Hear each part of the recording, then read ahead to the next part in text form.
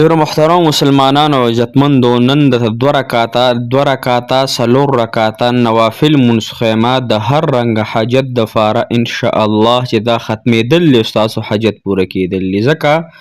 چې دې کې هیڅ شک شبهه نشته او حدیث مبارکو کې هم دا راځي چې الله جل شانه ته په ټولو حالتونو کې د ټول نه نږدې انسان کم یو دی؟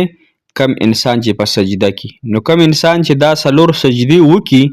د دې انسان به د زړه مرادونه الله جل شانه پوره کړي او داسې مرادونه غټ مرادونه غټ حاجتونه غټې پریشانۍ غټ مصیبتونه به حل کیږي خو دا د محترم مسلمانانو چې دا به تاسو په یقین سره کوئ یو ځل یې صرف وکئ ها په ژوند کې صرف یو ځل دا څلور رکعاته نفل وکړه ناممکن ارمان به دې پوره کړي ناممکن حاجات به دې الله تعالی پوره کړي او انشاءالله بیا به جاړې نه بیا به خوشحالیږي بیا به خلکو ته وایي چې الله تعالی زما حاجت پوره کو د دې نوافلو سره یې پوره کو نو انشاءالله الله تعالی به دا حاجت پوره کوي اوس هم یو کس رابطه وکړه وایي د ستا وظیفې خو زما حاجت پوره نه شو ما دا حاجتونه زه پوره کولو والی یم عجیبه خبرې دي حاجتونه خو الله تعالی پوره کوي موږ خو خلکو له وظایف ورکو چې موږ خو ته وایو چې ګوره انسان حاجت یا د ګناه د وجې نه پوره کیږي چې دی ګناهونه کوي یا د انسان حاجت هغه د دې کار کې خیر نه نو ځکه نه پوره کیږي ښه دا خبرې ګوره ذهن کې کېدوئ یا چې دی محترم مسلمانانو د انسان د څه مصلحت د وجې نه الله تعالی ګوري چې کوي صحیح شوه که نه او یا داسې نور څیزونه هم پکې شته دی چې د هغې د وجې د حاجت نه پوره کېږي نو انسان به د انسان څه حاجت پوره کړي حاجتونو پوره کولو والا خو رب دی رب هغه عظیم رب دی الله دی نو زبردست دا وظایف وسیله ده دا نوافل وسیله ده صحیح شوه که نه نو وسیله به ما او تاسو نه پرېږدو او الله تعالی سره به انشاءالله ضرور به زموږ حاجت پوره کوي خو موږ به د یقین سره کوو ښه یقین هم پکې ډېر غټ کردار دی یقین سره اخلاص سره موږ به په یقین او اخلاص سره کوو انشاءالله العزیز السلام علیکم ورحمت الله وبرکاتو ډېرو محترم او قابل قدر مسلمانان رونو خویندو هغه مسافرو چې کوم بهر وطن کې ژوند کوي الله تعالی مو خوشحاله او آباد ساته الله تعالی دغه مسافرو له ډېره اوږده زندګي د صحت او عافیت والا ورکړي پرون هم دله د سورت رحمان وظیفه کړې ده سورت رحمان ختم دله مدرسه کې کړی دی ستاسو دپاره هم کړی دی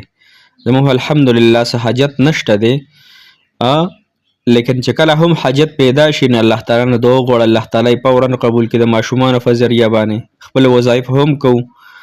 نو ستاسو دپاره موږ دا وظایفې کوو ستاسو دپاره موږ دا مدرسه کې ختمونه کوو بل چا دپاره خو نه کوو تاسو زموږ سره مینه نه ساتئ زموږ ویډیوګانې نه ګورئ نو بس بیا به دغه وظیفې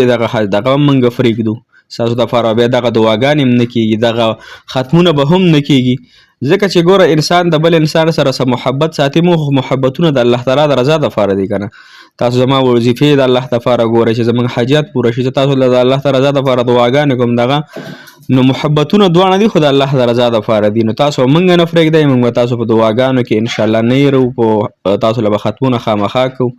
الله تعالی مو خوشحاله او آباد ساته انشاءالله صحیح شوه نن چې زموږ کوم نفل دي دا څلور رکعاته دي ها او دا د هر رنګه حاجت دپاره دی او الله به انشاءالله ضرور پوره کوي یقین سره به کوئ اخلاص سره به کوئ څلور رکعاته ها او داس چارهدام هم وکړو طریقه کار یې دا دی او داس چارهدام دې وکړو مزیدار ور تهجد ټایم کې کېنو انشاءالله کار به شي پرون ما یو زنانه له وظیفه ورکړې وه او ما سې اوس رابطه وکړه صحیح شوه که نه ما له وظیفه ورکړې نو هغې ما ته چې ما خوب کې دا برېښنا نه دا لیدلې ده صحیح شوه که نه برېښنا نو هغې ته ما وظیفه ورکړه نو ما ته چې د دې برېښنا خوب کې لیدل د دې څه معنی ده نو ما چې ورله تعبیر وکړه نو د هغې معنی دا وه چې د دې زنانه چې دی نو دی به نکاح کېږي او دی به د زړه ارمان پوره کېږي د تعبیرو د خوبو صحیح شوه نو ما هغه زنانه ته وي دغه تعبیر دی هغه غونډ لیکل مې ورته ولېږل سکرین شاټ مې ترې ویستو نو هغې ما ته وي چې یاره ما خو دا بېګا دا 3 شپې صرف دا وظیفه وکړله او صرف د نکاح دپاره مې وکړه نو هغه الله تعالی ورته په خوب کې هغه الله صمد وظیفه یې زما کړې وه نو الله تعالی ورته په خوب کې دغه وکړو چې نکاح به دې کېږي لهذا دغه برېښنا یې لیدلې وه نو حاجتونه پوره کوي الله تعالی صحیح شوه خو موږ به یقین او اخلاص سره کوو نو مې پخپله هم خوشحاله وه چې یاره الحمدلله زموږ د ورکړې وظیفې سره الله تعالی د یو زنانه د زړه ارمان انشاءالله پوره کو او اشارتن ورته هغه الله تعالی وښودله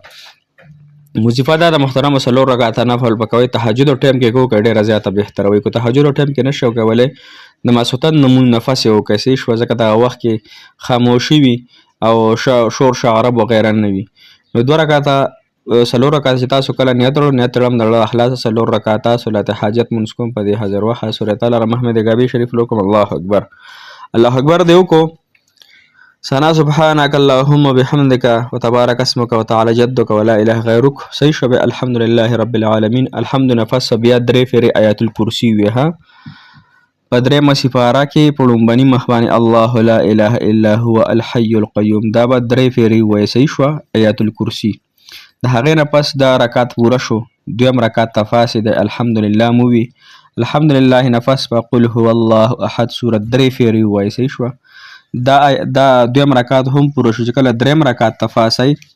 نو 3م رکعت کې به قل اعوذ برب الفلق من شر ما خلق ومن شر غاسق اذا وقب دا صورت په 3 فیرې ووایي. دا 3م رکعت هم پوره شو. 4م رکعت ته چې پاسئ نو هغې کې به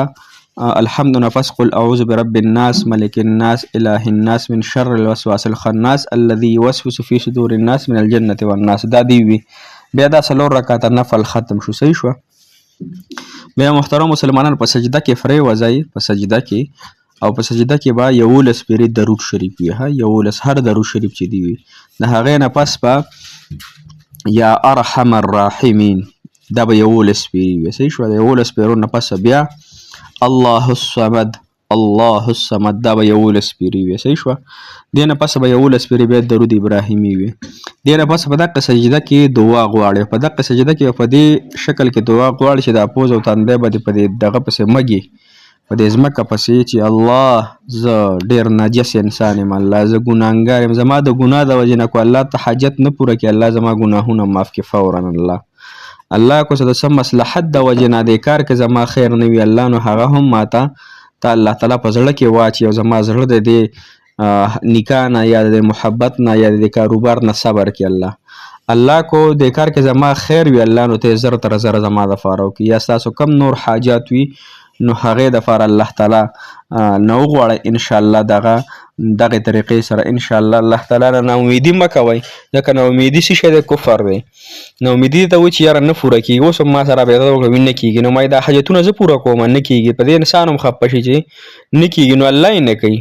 نو الله سره خپله معامله جوړه که د ستا کې به څه چل وي